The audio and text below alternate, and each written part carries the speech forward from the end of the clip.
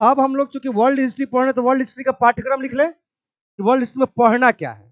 ठीक है, तो हेडिंग दें विश्व इतिहास। ठीक है, विश्व इतिहास में पहला टॉपिक पढ़ना प्रबोधन काल। प्रबोधन काल। प्रबोधन काल के अंतर्गत ही हम लोग पुनर्जागरण पढ़ते हैं, रेनेसा वगैरह। प्रबोधन काल में 3 बातों का ध्यान रखना है। इसको मिटा देते हैं।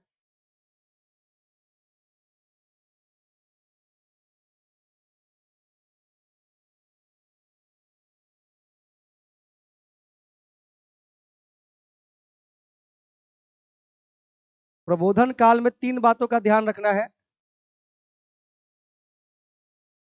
एक, विचारक, चाहे विशेषताएं कर लें, विचार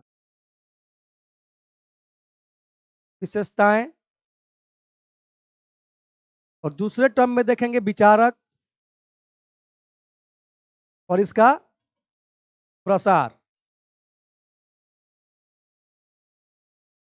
तो जो प्रबोधन का काल पढ़ेंगे तो प्रबोधन काल की विशेषता और उसके कुछ विचारक, 2 को तो विचारक के पढ़ना, कांत पढ़ना है और एगो और पढ़ना है, पढ़ते समय ध्यान में आएगा, रूसो। बस 2 को से ही प्रश्न आता है। तो विचारक का मतलब ये नहीं कि सर प्लेटो नहीं पढ़ा है, अरस्तु नहीं पढ़ा है, ऐसा नहीं है। ठीक, तो विशेषता जान लेंगे, विचारक जान लेंगे, प्रसार जान लेंगे और ये टॉपिक क्या हो जाएगा, कंप्लीट हो जाएगा। ठीक है, अब जब टॉपिक कंप्लीट में डिस्कशन भी तो होगा, बहुत सारी चीजें जब आएंगी तो उसको समझते हुए आगे बढ़ेंगे। दूसरा टॉपिक पढ़ना है समाजवादी विचारों का उदय। दूसरा, ये पहला टॉपिक था प्रबोधन काल। ये कौन सिलेबस का कौन सा टॉपिक है? पहला टॉपिक प्रबोधन काल। दूसरा टॉपिक है समाजवादी विचारों का उदय। समाजवादी विचारों का उदय। तीसरा टॉपिक पढ़ना है अमेरिकी क्रांति। अमेरिकी क्रांति। चौथा टॉपिक पढ़ना है अमेरिकी गृह युद्ध।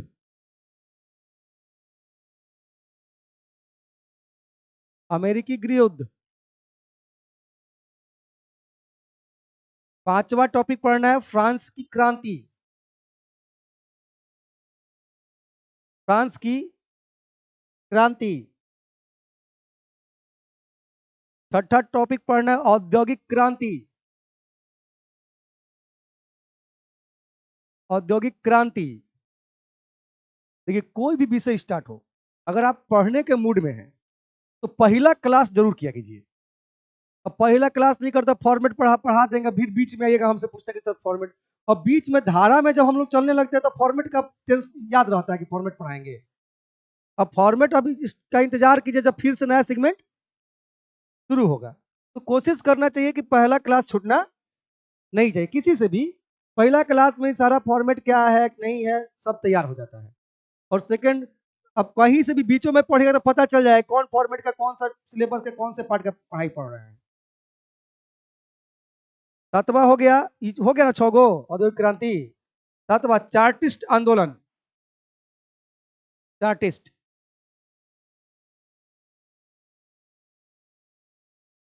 चार्टिस्ट आंदोलन। आठवां टॉपिक पढ़ना है इंग्लैंड में संसदीय संस्थाओं का विकास।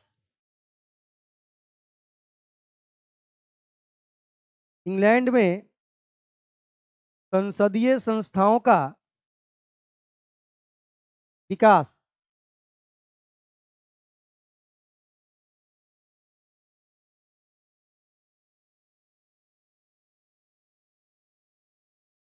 नौवां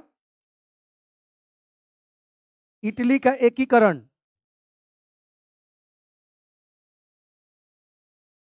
10वां टॉपिक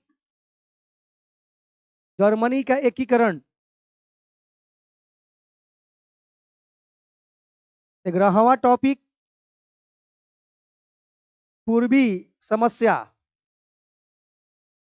पूर्वी समस्या।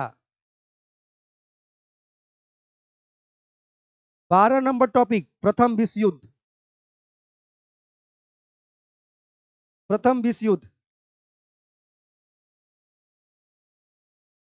13 नंबर टॉपिक, रूस की क्रांति। रूस की क्रांति।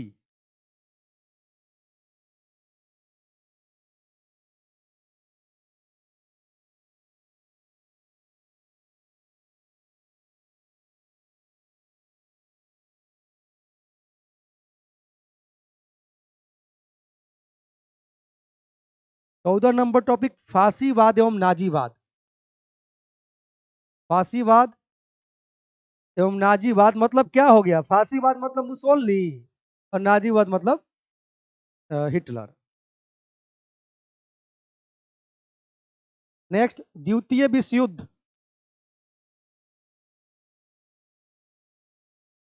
16, चीन की क्रांति। चीन की क्रांति। 17, शीत युद्ध। शीत युद्ध। 18 नंबर टॉपिक, तृतीय विश्व एवं गुटनिरपेक्षता। तृतीय विश्व मतलब विकासशील देश। तृतीय विश्व एवं गुटनिरपेक्षता। नॉन अलाइनमेंट मूवमेंट था ना, जवाहरलाल नेहरू, टीटो, ये सब मिलकर जो बनाए थे। 19 नंबर टॉपिक, संयुक्त राष्ट्र संघ। यूएनओ को भी पढ़ना है।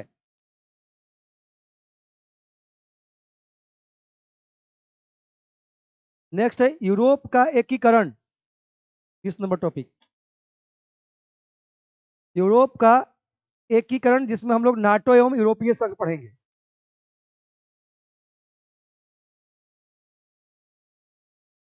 यूरोप का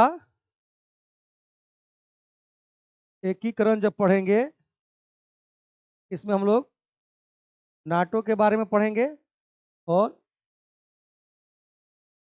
ईयू के बारे में भी पढ़ेंगे, यूरोपियन यूनियन के बारे में, यूरोपीय संघ। 21 नंबर टॉपिक, सोवियत संघ का विघटन हुआ था ना 1991 में। सोवियत संघ का विघटन।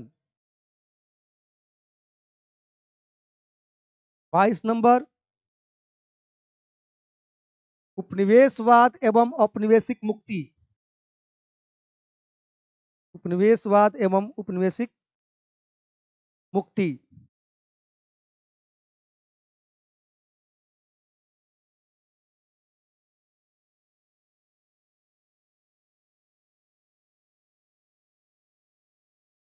आपने सबसे ऊपर क्या लिखा है? प्रबोधन का काल लिखा है ना, उससे भी ऊपर एक कदम एक और बात लिख लीजिए, पुनर्जागरण।